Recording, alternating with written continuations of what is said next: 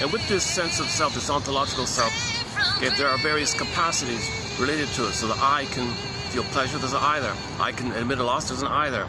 Okay, I made a mistake, well, I feel badly, I can share what I did, called an apology, and you specify specifically the things that you did you feel badly about. You share all that information, I feel badly about those things specifically that you did, and I feel awful about it, and you can't do that, you'll never do that again, but you're really sorry about that. But you have that kind of quality of an I to do so, and the feelings related to that. I feel therefore I am. So you need this I and those feelings.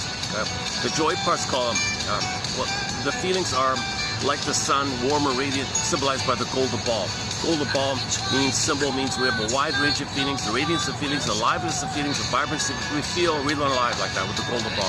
In trauma, notice the golden ball goes down the well, right? In trauma, on this core, gets pulled down. Snow White's in a coma, Rapunzel's in a tower, the princess flies away, or morphs into a bird and flies away, these kind of things. The baby's born with a budding beauty called the emerging self.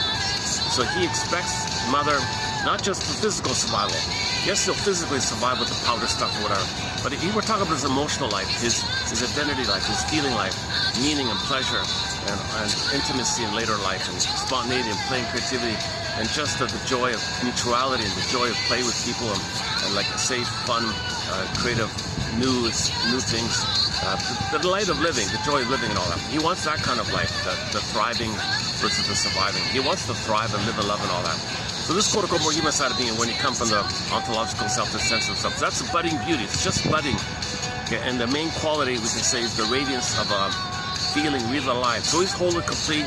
He's embodied. He's got ensoulment, called the feminine principle. Also known as the feminine principle, the feminine element. This beingness is called the feminine, they would say.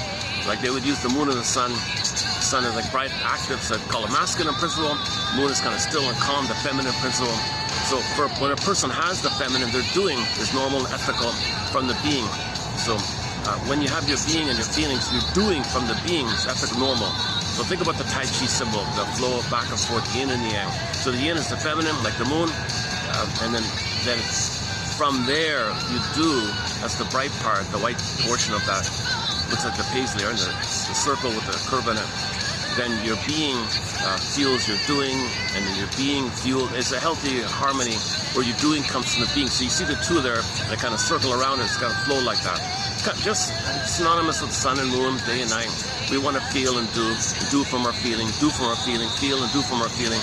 If you don't have your feeling, if it's wounded, Woodman's sign is the wounded feminine leads to the distorted masculine. That means your doing is whacked. Your doing is grasping,